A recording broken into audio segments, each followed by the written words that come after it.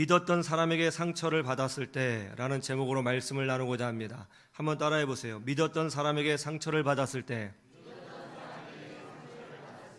믿었던 사람에게 상처를 받았을 때.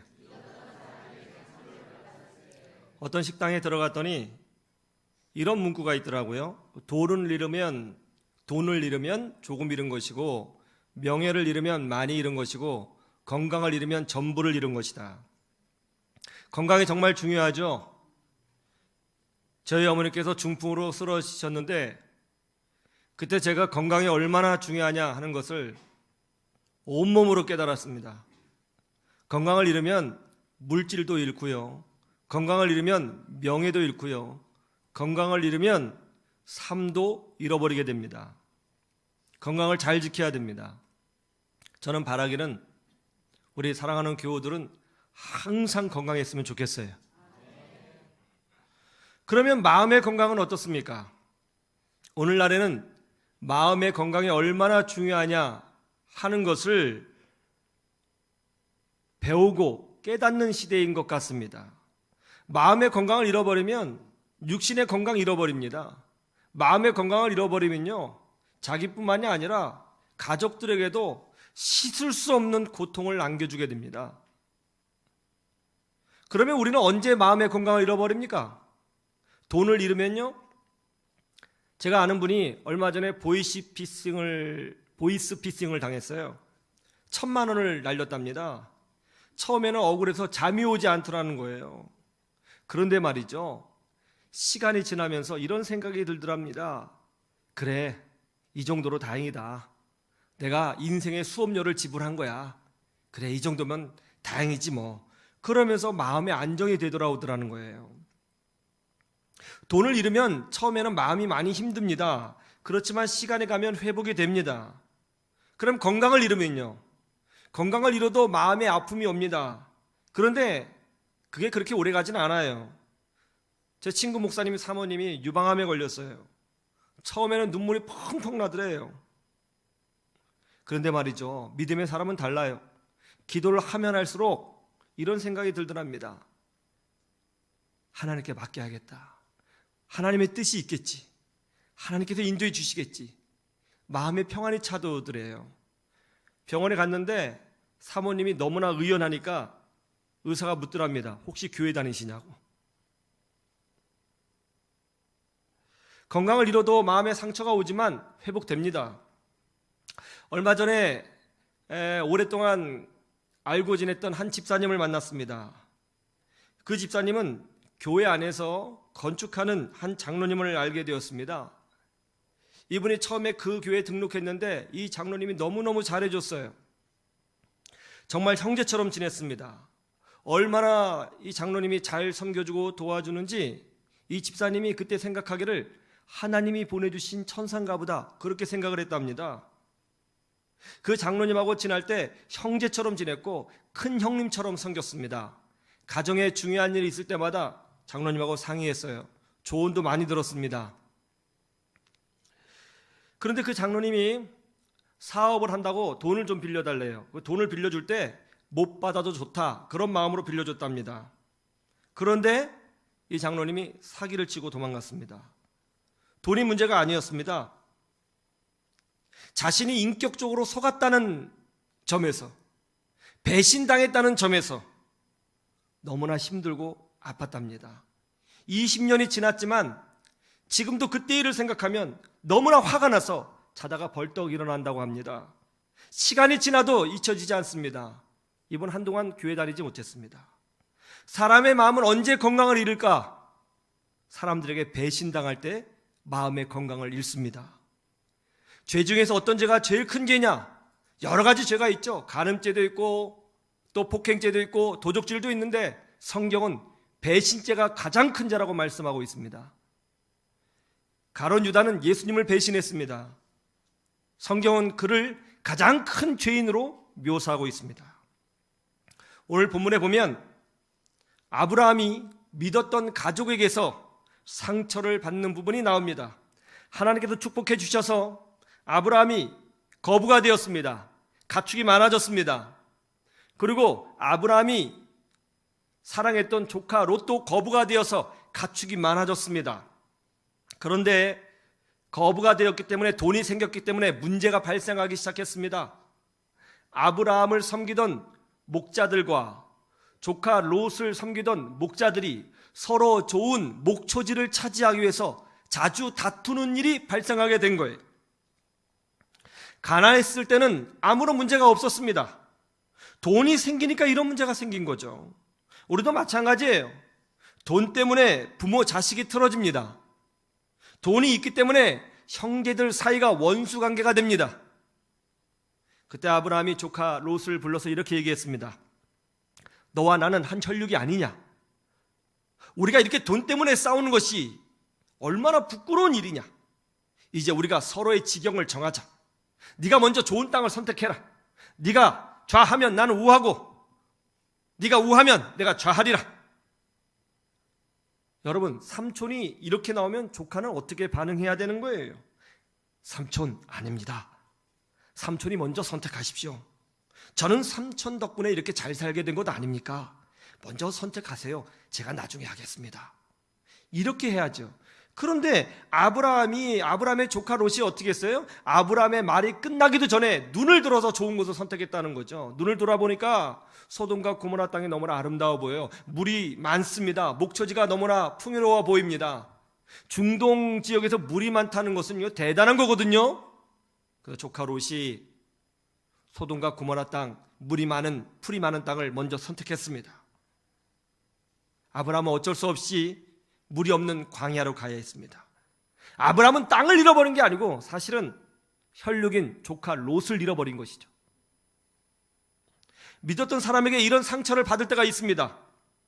그럼 마음이 병들죠. 믿었던 사람에게서 배신을 당했을 때 우리 마음은 너무나 힘듭니다. 그래서 육신이 병들고 삶이 병들죠. 이렇게 믿었던 사람에게서 상처를 받았을 때 우리는 어떻게 해야 되는 것일까요? 우리는 그리스도인으로서 어떤 결단을 해야 되는 것입니까? 첫째로, 그럴 수 있다고 인정해야 된다는 겁니다.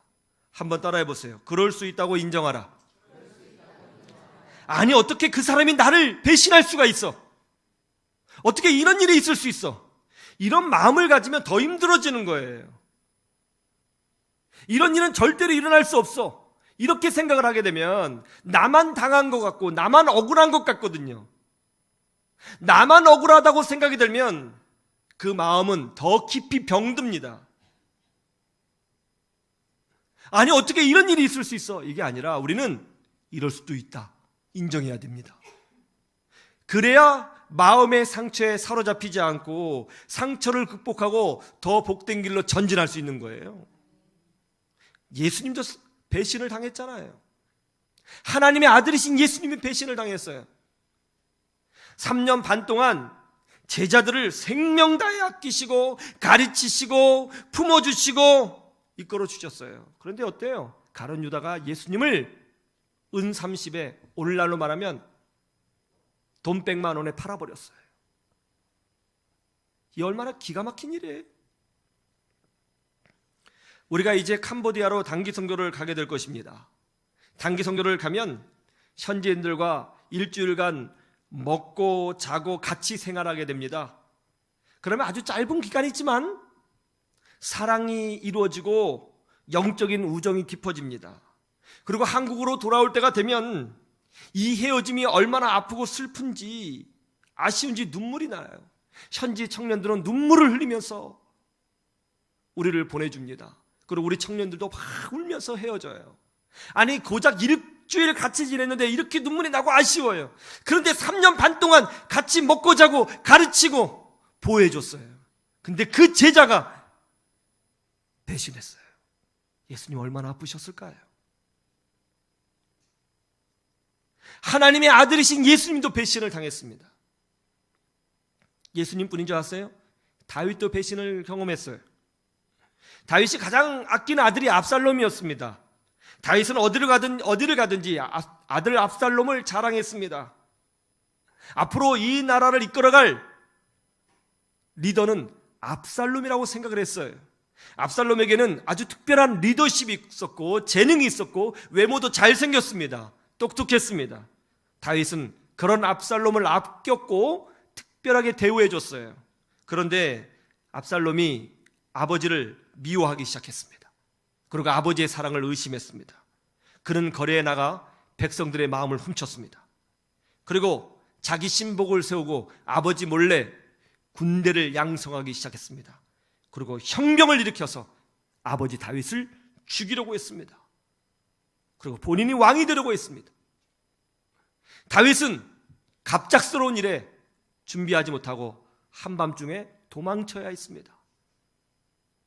자신이 가장 아끼던 아들로부터 배신을 당했다는 사실에 다윗은 너무나 가슴이 아파서 한동안 말을 하지 못했습니다. 어떻게 나에게 이런 일이 있을 수 있는가? 이런 일이 있을 수 있습니다. 믿음으로 살았는데 어떻게 이런 일이 있을 수 있는가? 믿음으로 살았기 때문에 그런 일이 있을 수 있습니다. 왜요? 악한 마귀는 성도들을 유혹하고 넘어뜨리는데 모든 에너지를 쏟기 때문에 그런 것입니다. 믿음으로 살았기 때문에 그런 일을 당하는 것입니다.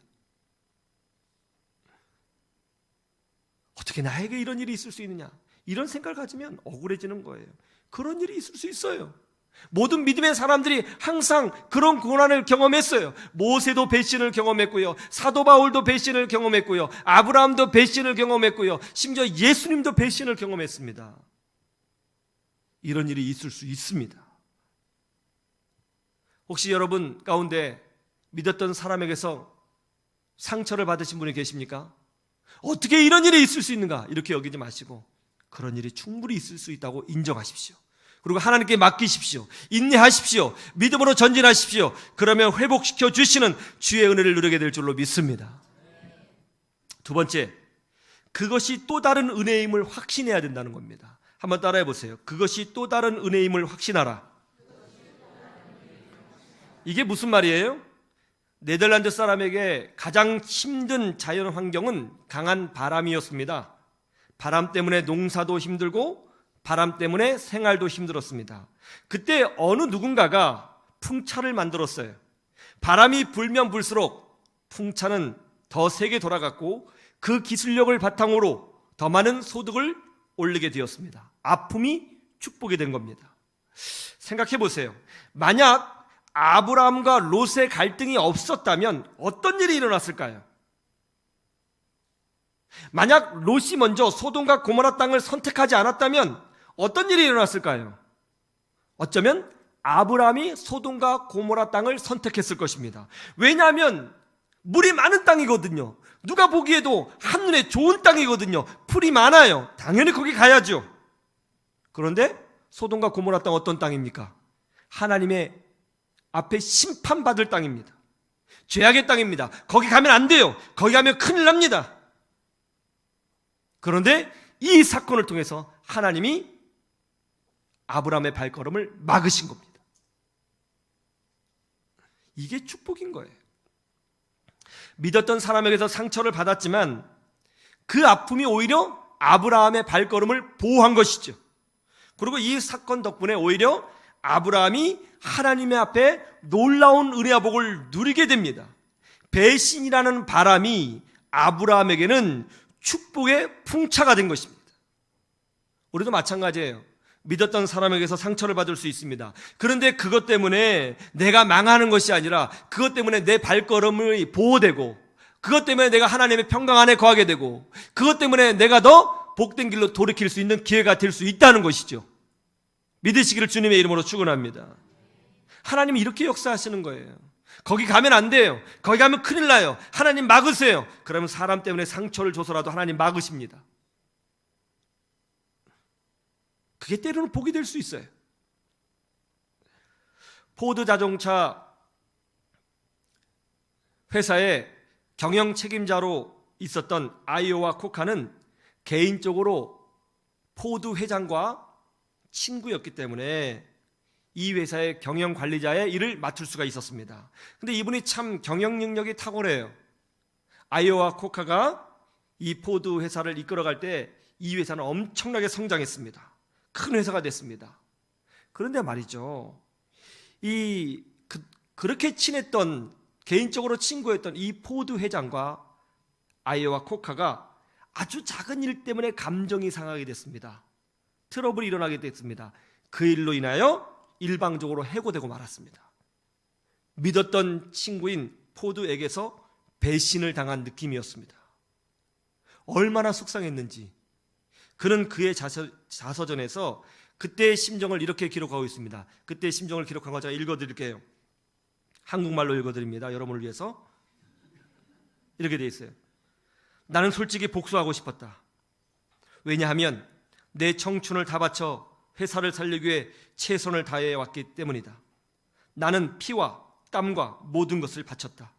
그런데 어떻게 하루아침에 나를 내칠 수가 있단 말인가? 그날 나는 두 개의 단어와 씨름을 해야 했다. 그것은 복수와 믿음이라는 단어였다. 그때 나는 고민 끝에 결국 믿음이라는 단어를 선택했다. 적은 믿음이었지만 하나님의 섭리를 깨달았다. 나는 알 수 없었지만 하나님은 내 모든 억울함을 알고 있을 것이라고 생각했다. 그리고 마치 사도 바울의 신앙처럼 우리가 알거니와 하나님을 사랑하는 자 곧 그 뜻대로 부르심을 입은 자들에게는 모든 것이 합력하여 선을 이루느니라. 로마서 8장 28절의 말씀을 생각하게 되었다. 아직도 내가 해고된 이유를 알 수 없다. 역사를 주관하시는 하나님은 모든 것을 알고 계심, 그것을 믿었다. 배신의 아픔에도 불구하고 내가 의지할 수 있는 하나님이 계시고 나의 기도를 듣고 계시는 하나님이 계시기에 믿음을 선택하게 된 것이다. 이렇게 아이오와 코카가 배신의 아픔을 안고 기도하고 있을 때에 어느 날 갑자기 스카우트 제의가 들어왔습니다. 그것은 클라이슬러 자동차 회사에서 도와달라고 하는 간청이었습니다. 연봉이 얼마냐? 1달러였습니다. 무보수로 일하는 거예요. 왜요? 회사가 어려우니까 열심히 일을 해서 실적이 좋으면 받아가시고 그렇지 않으면 나가라는 거죠.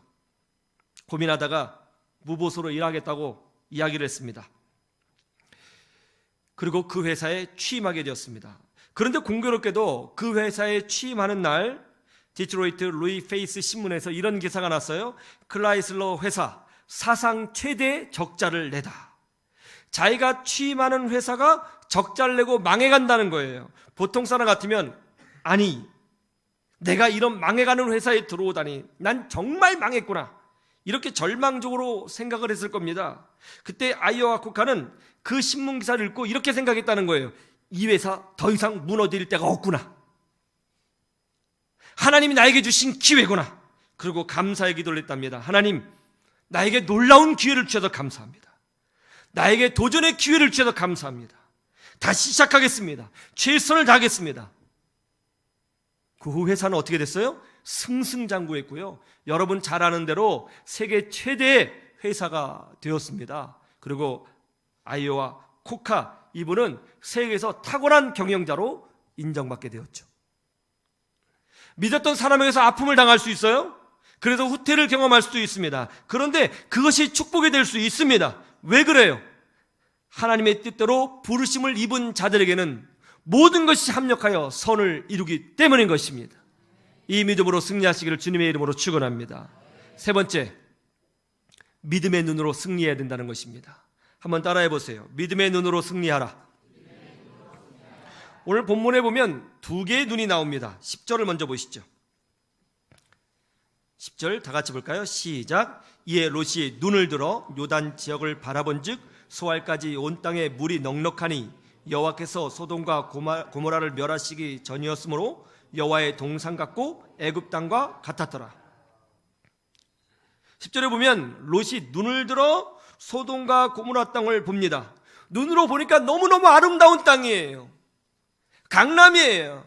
뉴욕이에요. 물이 풍족해요. 거기 가면 부자가 될 수 있을 것 같아요. 거기 가면 먹고 사는데 근심이 없을 것 같아요. 거기 가면 성공할 것 같아요. 너무너무 좋은 땅이었어요.